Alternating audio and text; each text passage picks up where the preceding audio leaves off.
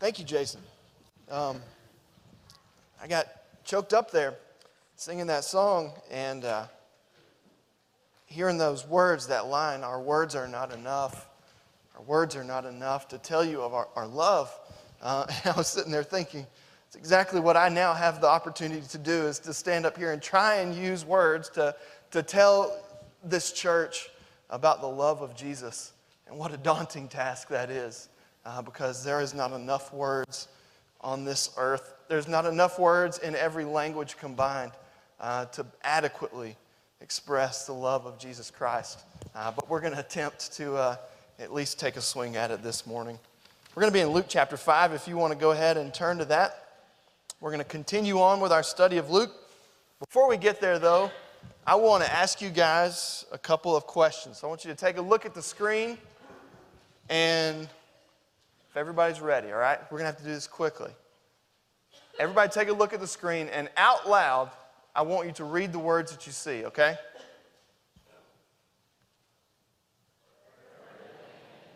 Bird in the hand. A bird in the hand. I think I heard one person say it right. A bird in the hand, right? Now take an even closer look at this. What does it say? A bird in the hand, right? How many of you feel silly now, right? I know it. Bird in the hand. Got it. Bird in the hand. This is one of those weird mind tricks, right? Where our expectation says, I know what this phrase is. I've heard this phrase. It's this old saying. Got it. And before we even properly read all of those words, our mind has already said, bird in the hand, right? So we missed that second the. Take a look at this picture right here. See anything weird about this? If you can see, the color's a little weird. Those are spades, but they're red, right? When I looked at that, it was one of those things that said something's wrong about this picture. And I looked at it and thought, nope, everything checks out. Looks good. What is this, a jack of diamonds or something? No, it's a spade. But again, our mind says it's red, so it's got to be either a diamond or a heart. We don't catch what's going on there. How many legs does the elephant have? Too many. Too many. You can take a look at that. I think he's got 5 or 6 feet, about 8 legs here. They just keep going. One of those optical illusions, right? But if you just really take a quick look at it, that's an elephant. He's got the appropriate number of legs. But you would be wrong, because he's got more than we can count right there. Last thing, what is this a picture of? A horse, of course. But what happens when you turn it over? Oh, it's a frog. How mind-blowing, right?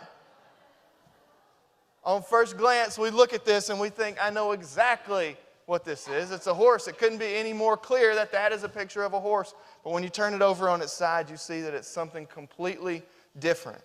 You see, all of these things, we have these expectations, and they sort of fill in the blanks for us. I know what that saying is. I've heard that saying before. It's a bird in the hand. Or I know what red cards are. They're either hearts or they're diamonds. There's no other way around it. So that must be one of those. But we would be wrong. Our expectation says this is a picture of a horse, or an elephant has 4 legs. But there's something a little bit more to the picture, right? Sometimes our expectations can sort of place a box or a label around something, and it's hard for us to look outside that. It's hard for us to look past what we think we already know this to be. Sometimes we can not only do that with little illusions and word pictures like this, but even sadder, we have a tendency to do that with people sometimes, don't we? We place these expectations on people and we say, I know what kind of person that is. I've seen people like this before. They're not going to amount to much, or they're trash. I know where they come from. There's these expectations about people, and we have a hard time, don't we, looking past these expectations and these labels and these boxes that we place people in. I want to tell you about a story of a man named Nathaniel. Nathaniel was a homeless man in Los Angeles. And you can see him here. This is a picture that was taken a little bit later in his life. He was recreating some moments. But Nathaniel was homeless. He had moved from Cleveland to New York, I think maybe to Chicago, and then found his way to Los Angeles. And people every single day, Nathaniel would station himself on Skid Row in Los Angeles. And every day people would walk past him, and they would see nothing more than a homeless man and a crazy man. And Nathaniel would always wear something just absolutely ridiculous. You know, he would just have random pieces of clothing put on. And if anyone ever dared approach Nathanael, he would speak to them, and he often didn't make a whole lot of sense. He would say things that just sounded outlandish. And he had all of the things there you see. He's got his shopping cart.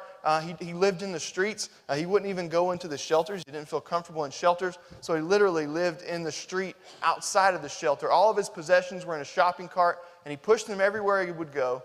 And every single day he went out to Skid Row across from a statue of Beethoven. And with this busted up violin with only 2 strings, he would sit there and he would play violin. And people would pass by and they would say, it just sounds like screeching. He's not really playing anything. And they would talk to him and he would sound like a crazy man who's lost his mind. Or they would see him and they would say, oh, that's just another bum in L.A. There's about thousands of them. Nothing different about this guy. But there was one man named Steve Lopez. Here he is, pictured with Nathanael. Steve Lopez was a journalist for the LA Times, and he happened to be walking through the park one day, and he comes across Nathanael as he's sawing away, just screeching at this violin that only has 2 strings and is warped, and it's out of tune. And he says he saw him, and he heard the noise, and he thought, that sounds terrible. But then he stopped, and he began to watch the man. And he says, the sound was awful because there's not enough strings, and the instrument is broken. But he said, I began to watch his hands. I began to watch the way that his fingers play.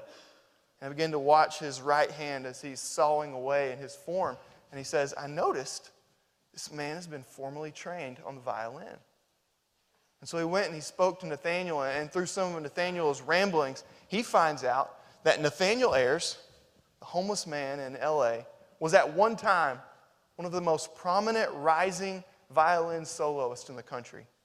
He was accepted into the Juilliard School of Music, and he spent some time there before suffering with some mental illness that forced him out of the Juilliard and onto the streets, where he'd been for about 10 years playing music.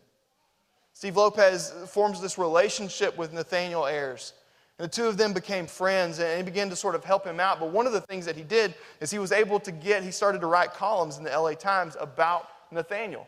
And people began to send in violins and cellos, and Nathanael would play these things. And before long, after a few years, this here is a picture of Nathanael Ayers. I thought this was so cool. The man who once was sawing away at a broken fiddle on Skid Row in L.A. because Steve Lopez looked at him and thought, there's something more to this guy. There's something more than just the homeless man. There's something more than just the schizophrenic, the guy with mental illness who's rambling on here in L.A. There's something more to his crazy getup. This man has talent.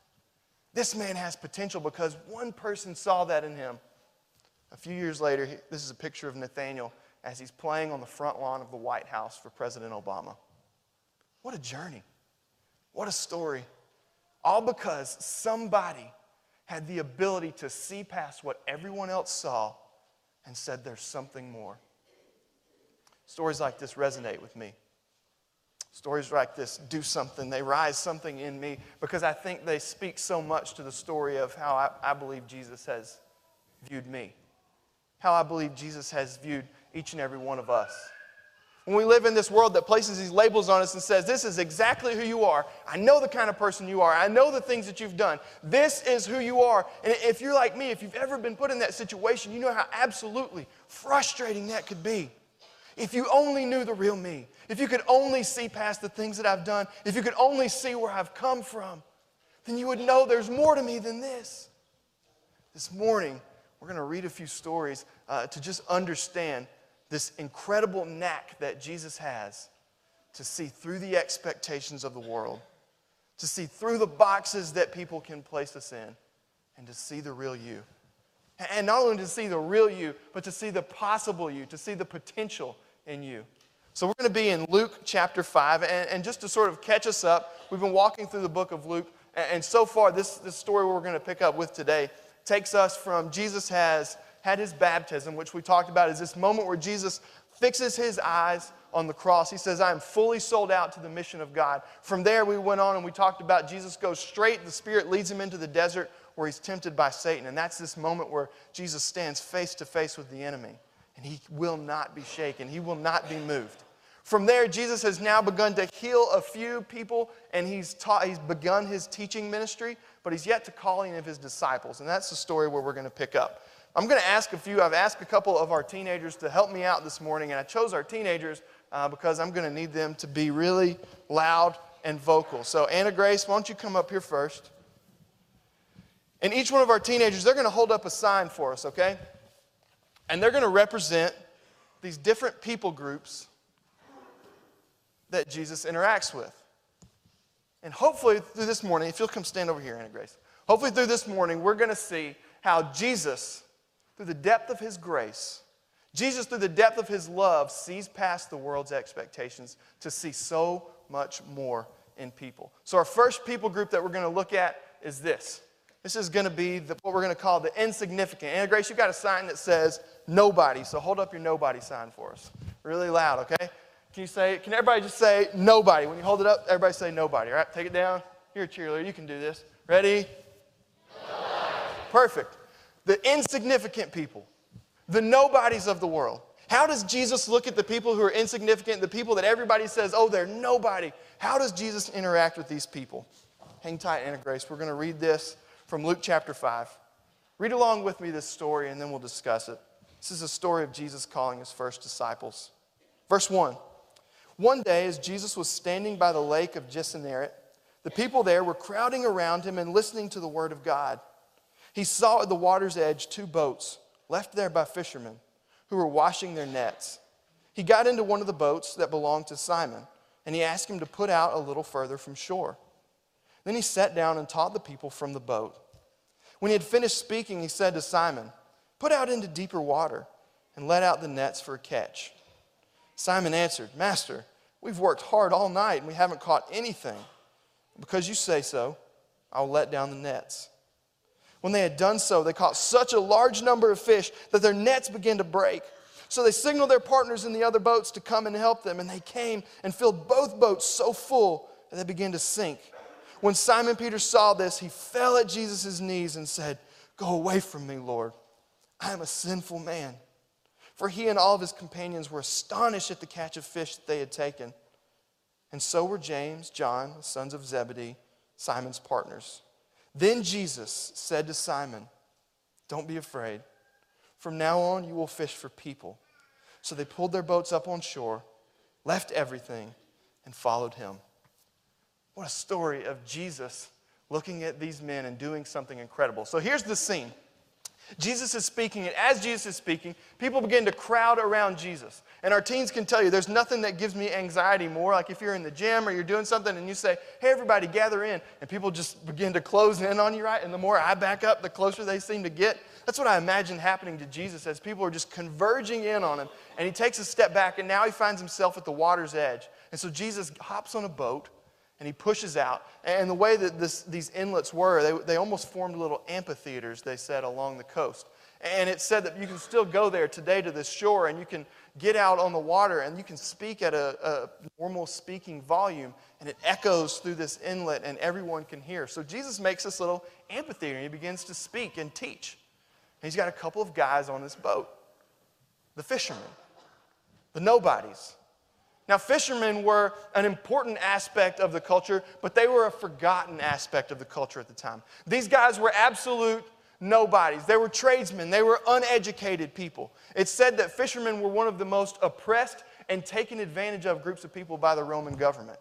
Rome viewed anything that was caught in the waters as to be theirs. And so as these fishermen, as Simon and Peter, James, John, all these guys, as they're unloading their fish onto the shore every single day, one of these tax collectors would be standing there, and they would tax off all of the fish.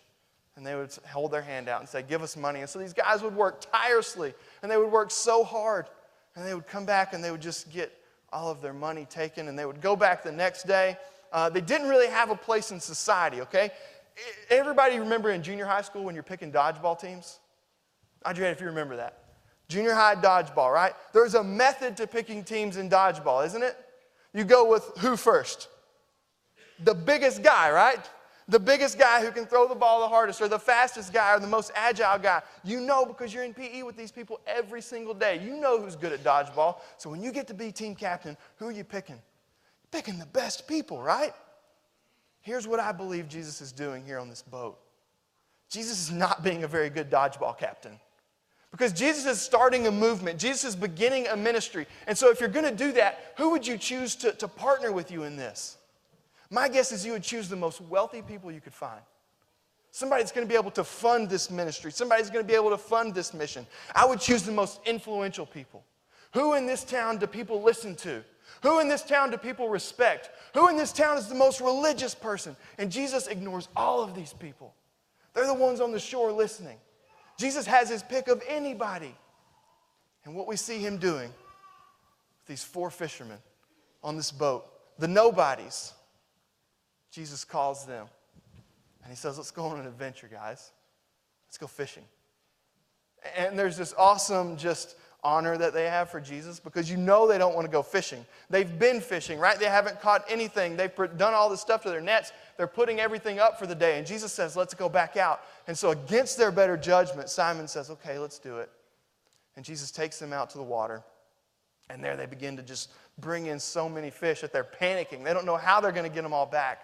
And at that moment, Peter crashes down to the feet of Jesus. And he says, Lord, forgive me. I'm not worthy. I am a sinner. I'm a nobody. And what is Jesus' response? Jesus says, don't be afraid, because you're exactly who I want. I'm going to use you. You are going to be fishers of men. Jesus takes the nobodies, Jesus takes the insignificant, and he turns them into world changers. Turn your sign around, Anna Grace. Now I want you to say this, okay? You're going to have to say it loud. Help us remember this. Say, I was nobody. Louder. I was nobody. But through Jesus, I'm somebody. All right, put it all together. I am nobody. But through Jesus, I am somebody. Jesus takes the insignificant and he turns them into world changers. Jesus takes the people that the world looks at and they says, you are nobody. You are uneducated. You have zero influence. You have zero money. And Jesus says, I will use them to do great things. I was nobody, but through Jesus, through the grace of Jesus, I am somebody. Who's my Hamilton? You're next, buddy. He said, oh no. All right. We're going to skip on in the text and we're going to look at the next story here. This is the story of Jesus interacting with the man with leprosy. Hamilton, hold that sign up so everybody can see it, and I want everybody to say together, unloved, when Hamilton holds it up. Do your best cheerleader move now. Ready? 1, 2, 3. That's our second people group, okay? Jesus interacts with the unloved. Let's read this together. Verse 12. When Jesus was in one of the towns, a man came along who was covered with leprosy. When he saw Jesus, he fell with his face to the ground and begged him, Lord, if you are willing, you can make me clean. Jesus reached out his hand and he touched the man. I'm willing, he said. Be clean. And immediately the leprosy left him. Then Jesus ordered him, don't tell anyone, but go show yourself to the priests and offer sacrifices that Moses commanded for your cleansing as a testimony to them. Yet the news about him spread all the more. So the crowds of people came to hear him and be healed of their sicknesses. Jesus often withdrew to lonely places and prayed. So here's what we have, this man with leprosy. Right? If there were ever a group in this culture, in this time, that were unloved people, that were uncared for people, it was the lepers. They were truly outcasts. So here's what happens. Most of us know about leprosy. We've heard this word before, but if you don't, your appendages, your nose, your ears, your fingers, your toes, all of these things literally begin to just deteriorate away. It's a very visible disease. It's a very sad disease. And in this culture, it was a very rampantly spreading disease. So if you were one of the unloved, if you were one of these people who just has leprosy and you've contracted this disease, it was basically as if you died without dying. Because what would happen is they would say, your family, so if I'm Hamilton's family and he's come down with leprosy, I would say, Hamilton, actually I wouldn't do that. I would say, Hamilton, we love you, but you've got to go. Hamilton, we've enjoyed you being our son. We've enjoyed you being our father, but that time is over. You're as good as dead to us now because you now have to go out to the edge of the city where you're not going to interact with anyone. And at best, if your family still cared for your love for you, they would take food out and they would place it somewhere, and then they would leave. They would get far away, and then you could come take the food or the water that they've brought for you. This is a group of people that were treated like stray dogs. They were left out in the countryside to fend for themselves. The Jewish people, they would come nowhere near them. They were unclean. They wouldn't touch them. And so here's what happens as this man with leprosy comes before Jesus. And what a risk. What a risk that he's taking to even approach Jesus. And he falls at Jesus' feet. And any other person at the time would have kicked him away like a stray dog. And they would say, get out of here. We can't be anywhere near you. But listen to what Jesus does in the scripture.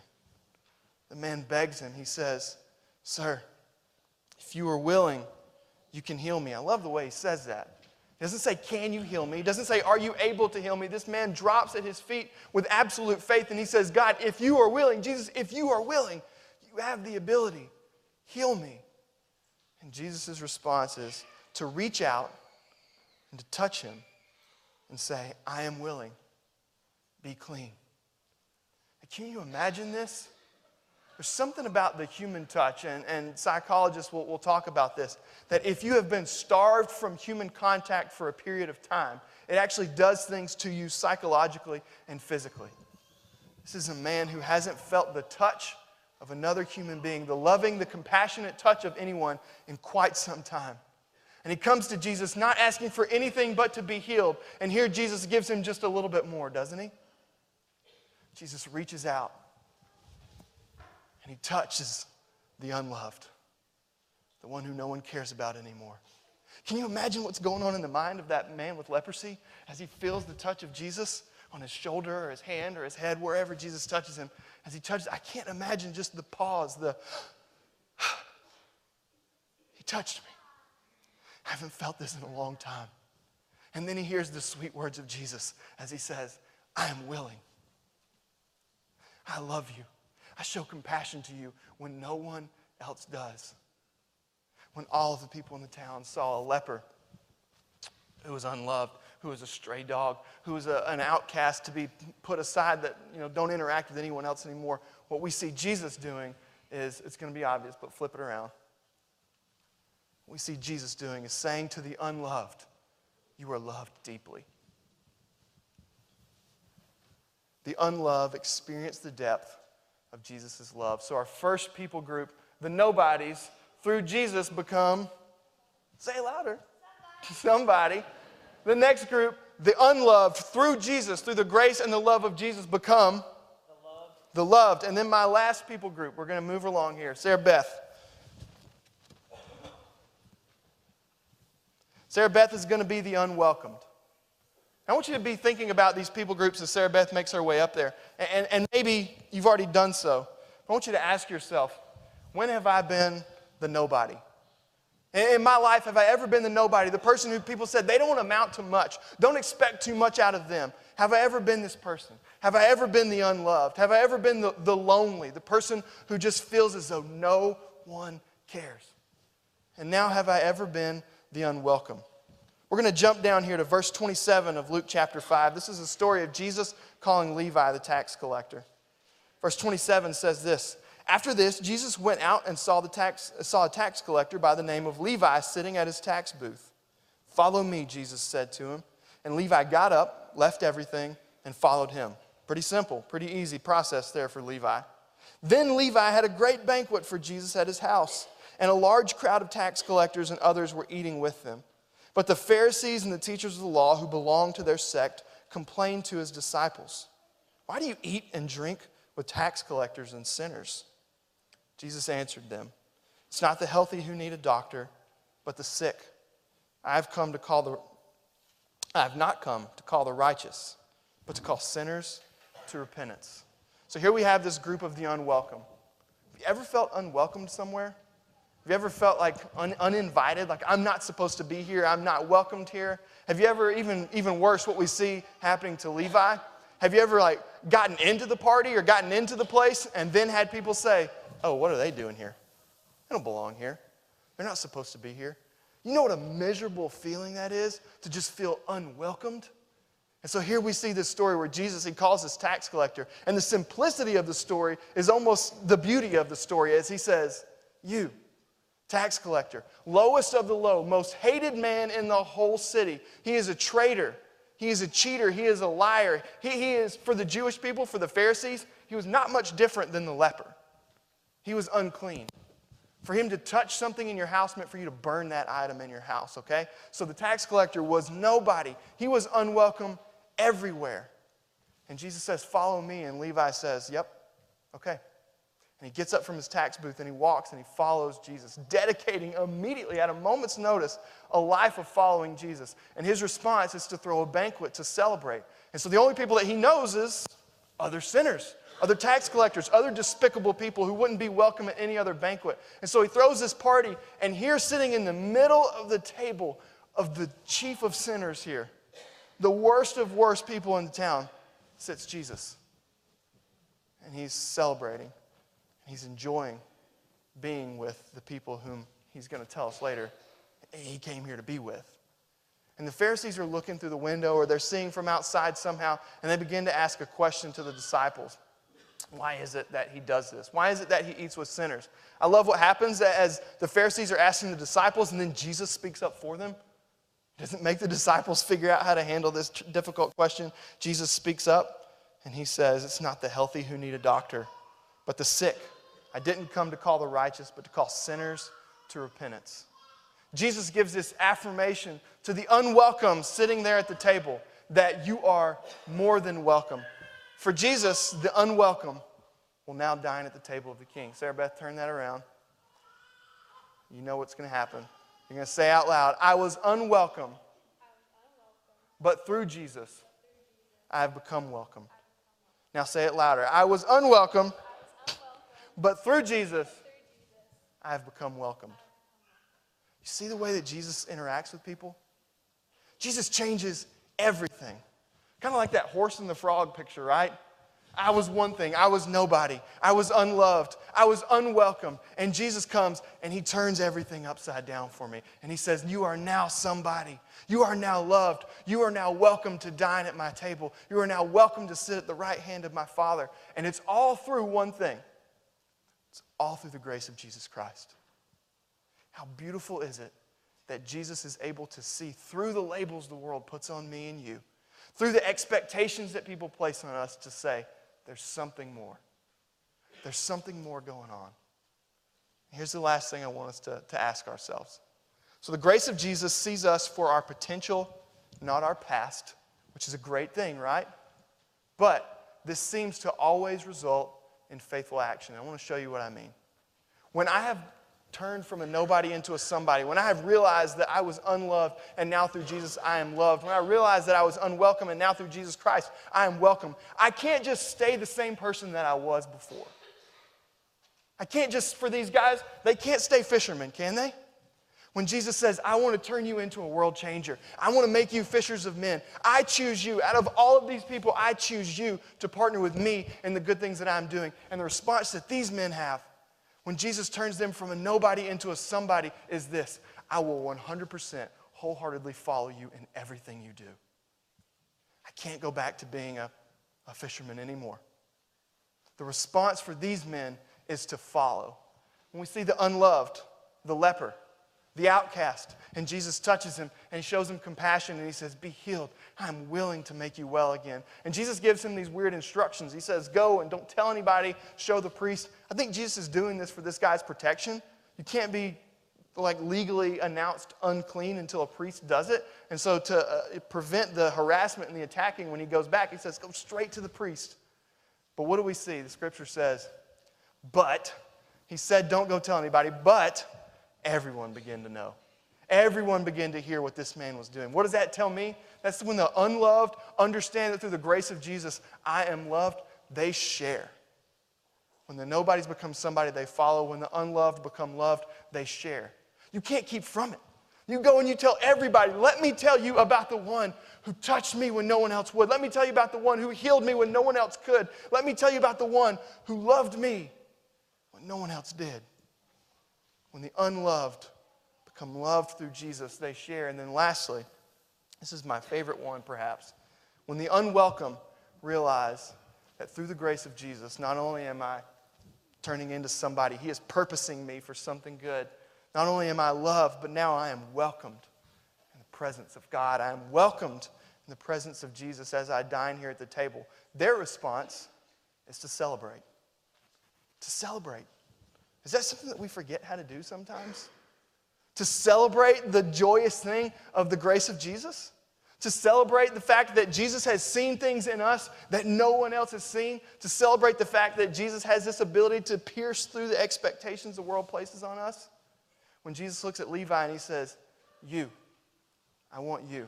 I see worth in you. He affirms something in Levi, and Levi's response is to throw a party, to celebrate, because something incredible has happened. When everyone else in this town looked at me and they saw scum, Jesus looked at me and He saw something of worth and value. When everyone else in this town hated me, Jesus looked at me and He showed me love. When everyone saw me as a worthless nobody, Jesus saw me as somebody with a purpose. So here's my question. You guys can go ahead and take a seat. You can drop your signs. Thank you. Let's give them a hand. Can we do that? Good job. So the question that we're gonna end with this morning is really, really simple. If I maybe have been this person before, I said, I just feel like I'm a nobody. What good can come of me? Everybody says it, and now I've begun to believe that it's true. Or if I've been this person where I just feel lonely, unloved, or if I'm this person who feels unwelcome, maybe even in here this morning. Maybe even in here you say, I feel unwelcomed. I'm not sure that I belong here. If I've been these people before and something has changed, then what are my actions showing? Because if I was an unloved person and I saw the love of Jesus, something's got to happen, right? I now excitedly share the news of Jesus. If I was an unwelcome person and I've been invited into the table, well, I now celebrate that. If I was a nobody and I've been made somebody, well, now I wholeheartedly follow Jesus. So the question I want to ask this morning, and only you can answer this, is how do my actions reflect the experience that I've had with Jesus? I promise you this. If you've encountered Jesus before, He's seen you for more than you've even seen yourself. He's seen something in you that you probably can't even see in yourself. And if it hasn't resulted in any sort of faithful action or any sort of change in your life, then my guess is that we need to be reintroduced to Jesus this morning.